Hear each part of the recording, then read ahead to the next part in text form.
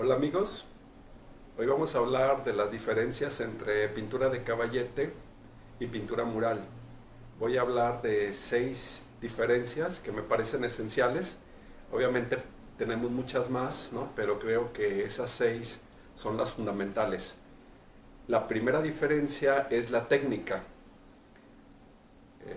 La pintura de caballete utiliza con preferencia la pequeña técnica, mientras que la pintura mural, la gran técnica.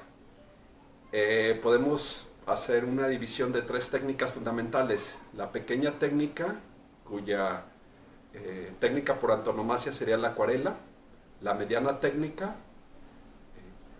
que por antonomasia sería el óleo; y la gran técnica, que es el fresco, ¿no? El fresco es la técnica por antonomasia.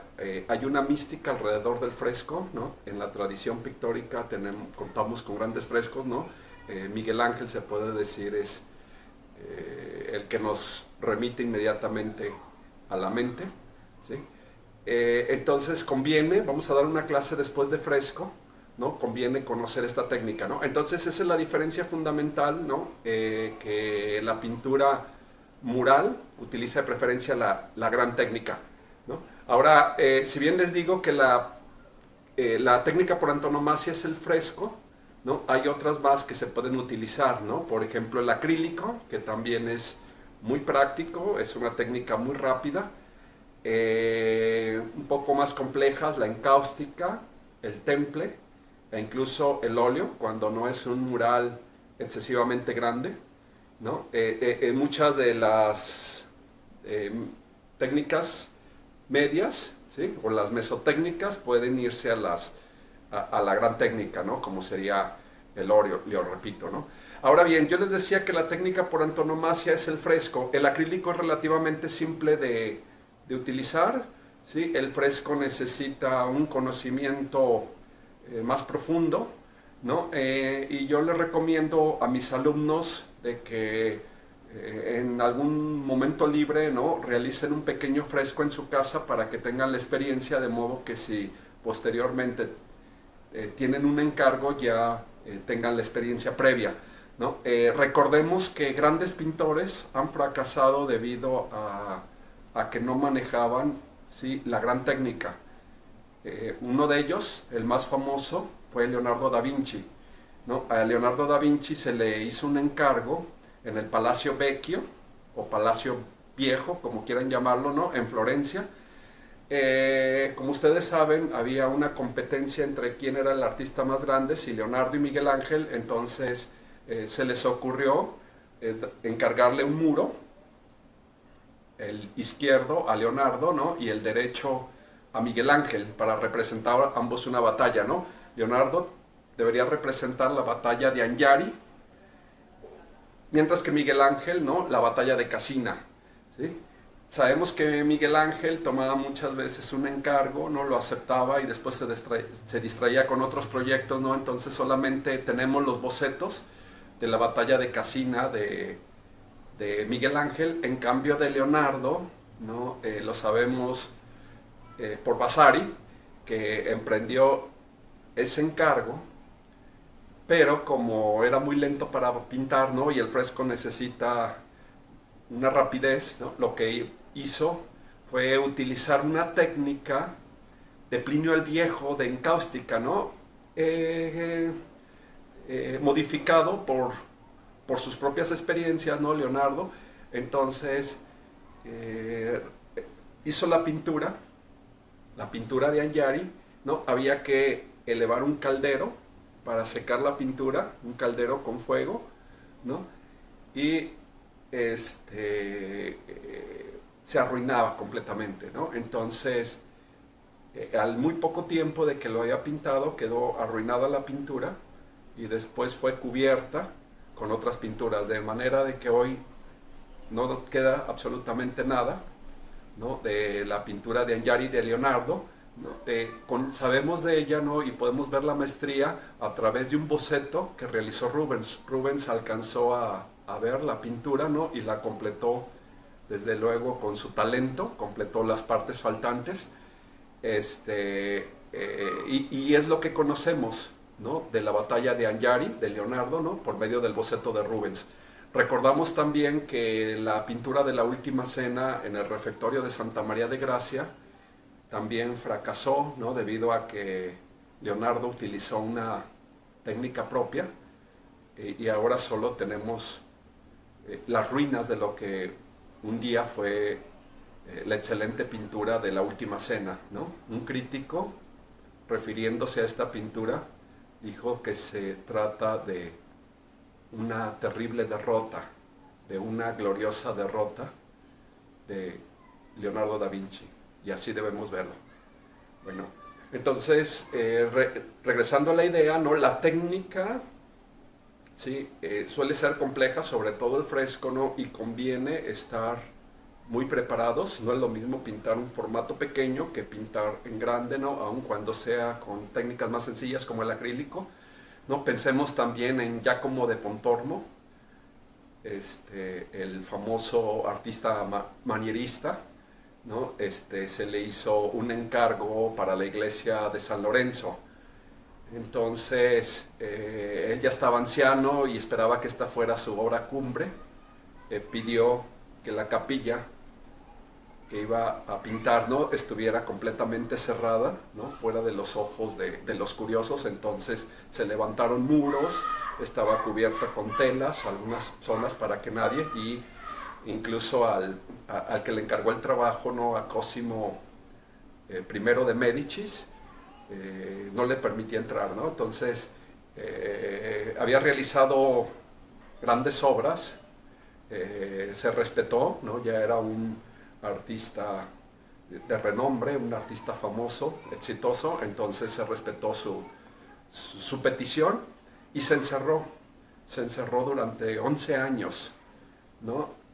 Después de 11 años, cada vez él se volvía más neurótico, era una persona asocial, hablaba con poca gente, ¿no? Solía presentar un mal carácter normalmente, ¿no? Y cuando finalmente se pudo ver la obra, en realidad llevaba un espacio muy, muy pequeño, porque se había detenido en los detalles, había sido demasiado minucioso. No la terminó él, la muerte lo alcanzó, ¿no? Y lo que debería ser su obra cumbre, su obra que lo coronara, ¿no? Fue, se puede decir, el mayor fracaso que tuvo como pintor, Giacomo de Pontormo, ¿no? Lo terminó otro pintor florentino, ¿no?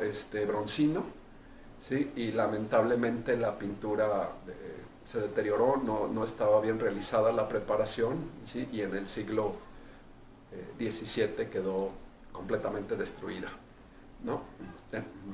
En el siglo XVII o XVIII, no me acuerdo ahora bien, ¿sí? Se destruyó. Bueno, entonces la primera recomendación es que la pintura del fresco, ¿sí? Necesita un conocimiento profundo de la gran técnica, y debemos nosotros tenerlo. Bueno, la segunda diferencia entre la pintura de caballete y la pintura mural es que la pintura de caballete tiene un estilo individual, mientras que la pintura mural un estilo colectivo, ¿sí? Los explico. En la pintura individual, ¿no? Yo desarrollo mi propio estilo, ¿no? Yo a mis alumnos les digo que no se preocupen demasiado por desarrollar un estilo, pues el estilo es algo que todos ya tenemos, ¿no? Quizá no perfecto, pero todos tenemos nuestro propio estilo, ¿no? El estilo es la manifestación de nuestra personalidad. Decía Borges que el estilo es la manifestación de ciertos tics, ciertas manías, ciertas repeticiones y también de ciertas monotonías, ¿no? Tenemos un estilo, aunque no queramos tenerlo, ¿no? Ya que tenemos una personalidad, así como tenemos un rostro único, un rostro que no ha de repetirse jamás, así como tenemos una entonación de voz, una manera peculiar de caminar, ¿no? Así como tenemos una circunstancia que nos hace únicos en el mundo, ¿no? Decía Ortega y Gasset, donde está mi pupila no hay otra. Bueno, así tenemos un estilo también. Entonces, yo les recomiendo a mis alumnos que no se preocupen por desarrollar un estilo, sino que se preocupen por tener una práctica diaria, una disciplina diaria. Esa sí debe ser nuestra verdadera preocupación, ¿no? Hay quienes tratan de no ser confundidos con otros artistas, por tanto ponen un elemento a modo de fácil reconocimiento, ¿no? En su obra, ¿sí? Y me parece que no es necesario eso, ¿no? Pero bueno, a lo que voy es que la pintura mural tiene un estilo colectivo, es decir, cuando yo me asocio a un proyecto, debo abandonar mi propio estilo y tengo que tratar de elaborar el estilo colectivo que se me está pidiendo, ¿no? El mural es como una orquesta, el director del mural es como el director de la orquesta, ¿no? Y los demás, los colaboradores, son como los músicos, por tanto, se renuncia a esa expresión personal, ¿sí? Y tratamos de desarrollar un estilo que unifique toda la obra, ¿no? Hay algunos problemas que me he encontrado a veces con los murales de mis alumnos, y es que cada quien realiza una parte del mural y se ve claramente la separación de estilos, ¿sí? Se ve una parte, se ve otra, se ve otra. Entonces, esto no tiene que suceder, sino que debe de tener el mural una unidad. Yo lo que les recomiendo es que, por ejemplo, alguien haga las telas y haga todas las telas del mural. Otra persona puede hacer, no sé, los rostros, las manos, etcétera, ¿no? Otra puede dedicarse a los elementos del fondo. Entonces, de esta manera queda unificado, ¿no? Como trabajan de alguna manera en las producciones artísticas, pensemos en dibujos animados, ¿no? Un artista desarrolla ciertos elementos, otro artista desarrolla, y por tanto se logra esa unidad, ¿no? Cuando cada quien desarrolla su propia pedazo, por así decirlo, ¿no? Se nota la diferencia de estilos. La tercera diferencia entre pintura de caballete y pintura mural es que la pintura de caballete es monoangular y la pintura mural es poliangular, ¿no? El concepto fue creado por Siqueiros, ¿no? Y me parece muy importante. La pintura de caballete es monoangular porque solo tiene un punto de vista, un ángulo desde el cual debemos verlo, ¿no? Que es siempre frontal, ¿sí? No tenemos que desplazarnos, no hay necesidad de desplazarnos para verlos desde otro punto de vista. Entonces, el punto de vista, ¿no? Donde se sitúa el espectador es siempre frontal a la obra, ¿sí? Que es el mejor punto de vista para apreciarla, ¿no? A diferencia del mural, en donde el espectador penetra a un recinto pintado, ¿no? Por tanto, se introduce a la obra misma, y conforme se va desplazando, el espectador va cambiando los puntos de vista de la pintura, ¿no? Entonces, lo que tiene que hacer un pintor de pintura mural tiene que ubicarse en el espacio primeramente, ¿no? Tiene que estudiar muy bien el espacio, tiene que estudiar muy bien los recorridos que tendrá el espectador, ¿sí? Señalar en el piso cuáles son los principales puntos de vista, y a partir de este punto de vista específico desarrollar su mural. Es decir, puede un elemento verse de cierta manera desde un peculiar punto de vista, pero a la hora que se desplaza el espectador, ¿no? Se distorsiona también. Pensemos que va a pintar en esquinas, que va a pintar en cúpulas, entonces al desplazarse, ¿sí? Las formas se tuercen, ¿sí? Se deforman porque no es el punto de vista desde donde está pensado, ¿no? Pero desde un punto de vista específico, ahí es como tenemos el efecto adecuado, ¿no? Decía Siqueiros que esto que es tan importante, la poliangularidad, ha sido desconocido por grandes maestros, ¿no? Y decía que los grandes maestros del Renacimiento lo ignoraron y en cierta manera tiene razón, ¿no? La pintura mural moderna, ¿sí? A partir de Siqueiros, empezó a tener cuidado de este aspecto, ¿no? Yo recomiendo a mis alumnos que también lo tengan. Bueno, la cuarta diferencia entre pintura de caballete y pintura mural es que la pintura de caballete tiene una función asocial y acrítica y la pintura mural tiene una función social y crítica, ¿no? Lo explico. La pintura de caballete no es necesario que haga una crítica de la sociedad, que tenga una función pedagógica, que quiera enseñarle algo, ¿no?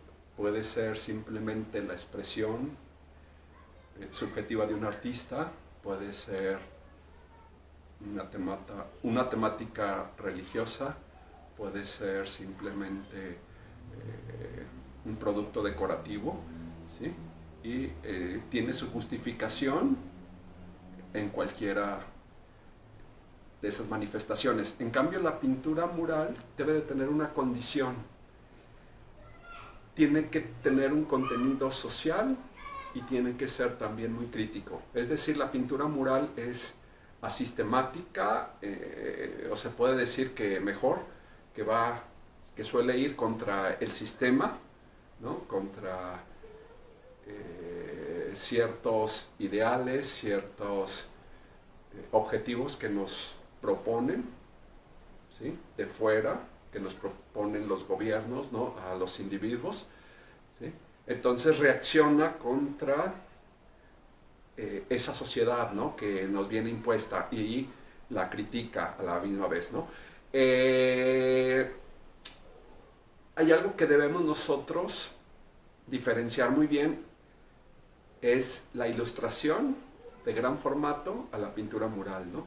Suele en esta época abundar la ilustración de gran formato, entonces por ejemplo hay unos edificios, ¿sí? Y se pide la colaboración de un grupo de artistas, ¿no? Para que hagan una obra, entonces muchas veces no tiene esa función social, ¿no? Sino tiene más bien una función estética, entonces yo más que pintura mural lo llamaría ilustración de gran formato, ¿sí? Porque esa es la característica fundamental. Ahora bien, hay una eterna pelea entre dos grupos, entre un grupo que les podemos llamar los materialistas y otro grupo que los llamamos los formalistas.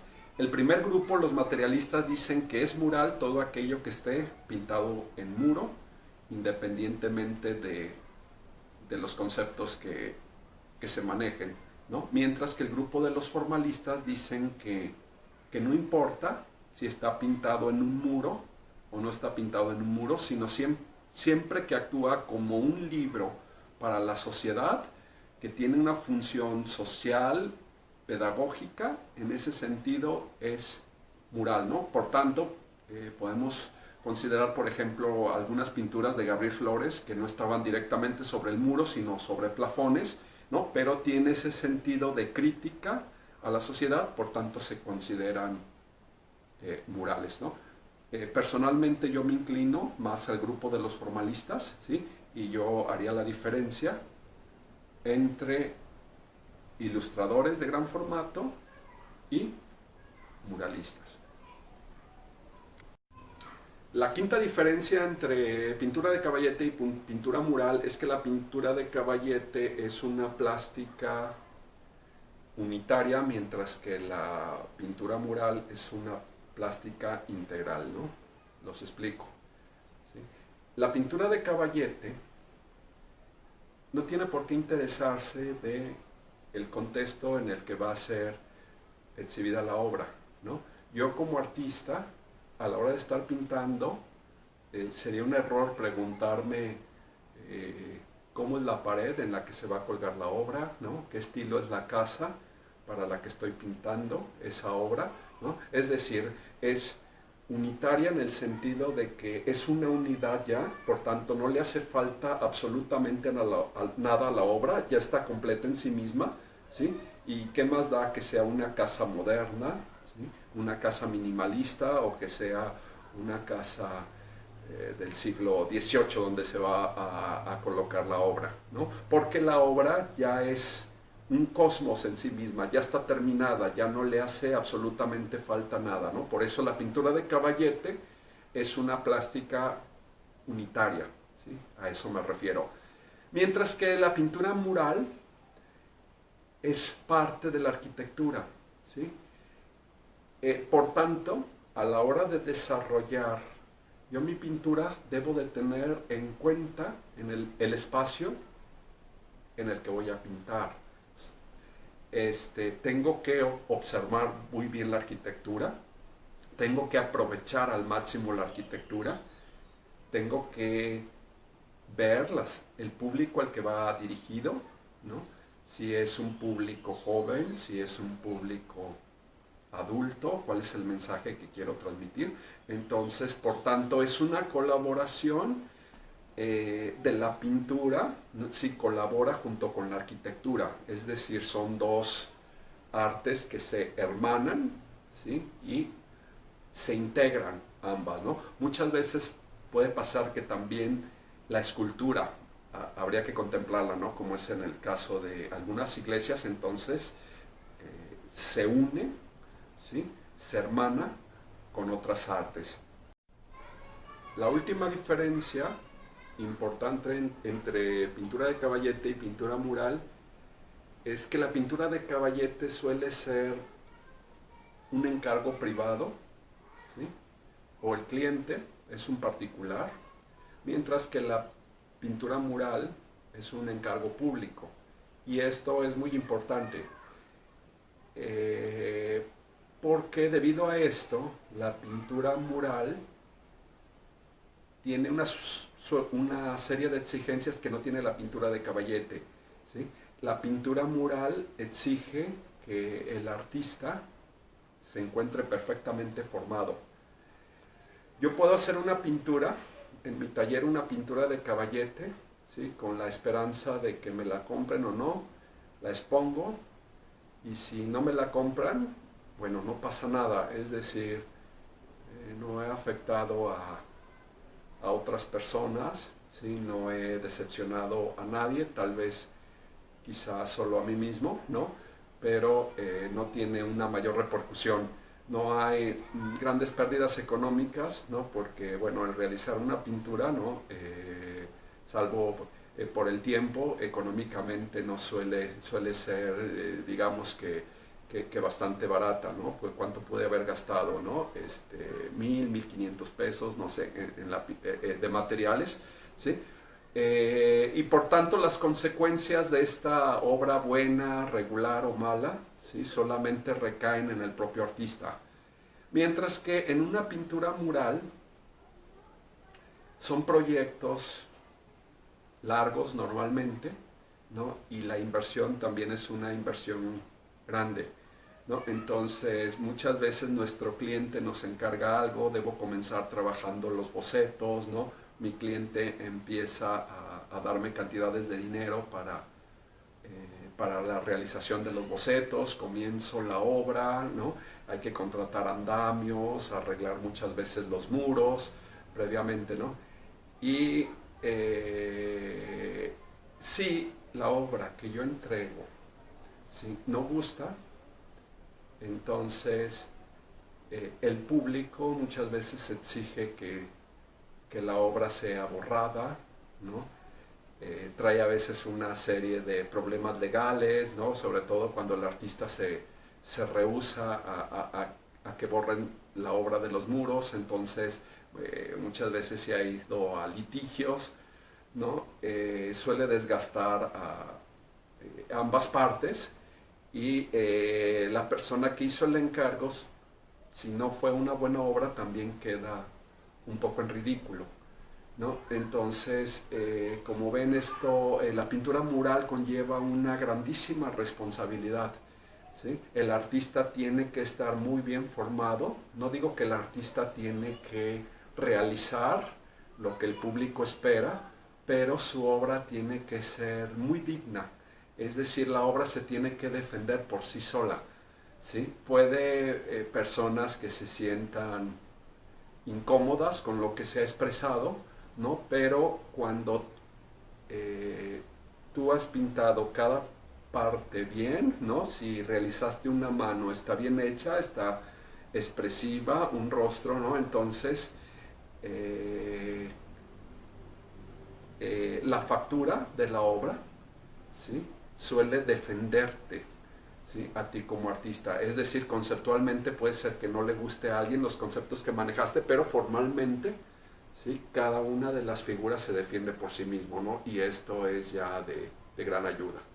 Bueno, entonces es otra de las cosas que yo quiero recomendarles, ¿no? Que dibujen mucho, la base de todo es el dibujo, practiquen ejercicios de color, ¿no? Porque cuando vamos a pintar un mural debemos estar muy bien formados en esas disciplinas. Bueno, y un último comentario que quiero hacer es que es muy difícil a veces encontrar la diferencia entre una pintura de gran formato y un mural, ¿sí? O una ilustración de gran formato y un mural, ¿no? Decía Ortega y Gasset que tenemos al mundo metido en cajones, somos animales clasificadores, esta es nuestra tendencia, siempre queremos saber, ¿sí? ¿Esto qué es? ¿Esto es pintura mural o es pintura de gran formato? ¿Sí? Sin embargo, no siempre suele ser sencillo, ¿no? No es sencillo decir en qué momento termina el lejos y comienza el cerca. ¿Sí? Es muy difícil eso, ¿no? Muchas veces llegan alumnos y me enseñan alguna fotografía y me dicen, maestro, ¿esto es ilustración de gran formato o es pintura mural? Y realmente no tengo una respuesta, ¿no? Por ejemplo, alguien me enseña una niña en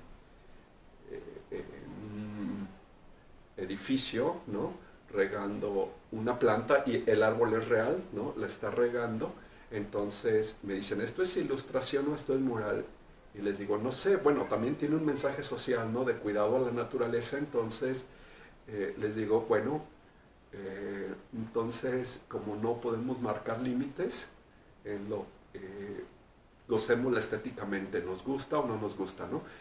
Alguien le dijo una vez a González Camarena, el muralista, lo criticó porque su obra estaba con muchos desnudos, ¿no? Y Camarena le dijo, no se fije usted si es moral o inmoral, fíjese que sea mural o inmoral, es decir, es digna de estar puesta en un muro, bueno, entonces está perfecto, ¿sí? Entonces, voy a eso, ¿no? Alguien también, un escritor comentó, y con esto termino, decía que los grandes artistas nos muestran la miseria de la humanidad y los malos muralistas nos muestran la miseria de su autor. Bueno, gracias. Hacemos un resumen. Bueno, a modo de resumen, ¿no? Vemos que la pintura de Caballete utiliza una pequeña técnica, es un estilo individual, es monoangular, tiene una función asocial y acrítica, es una plástica unitaria y es un encargo privado. Mientras que la pintura mural maneja la gran técnica, su estilo es colectivo, es poliangular, tiene una función social y crítica, es una plástica integral y es un encargo público.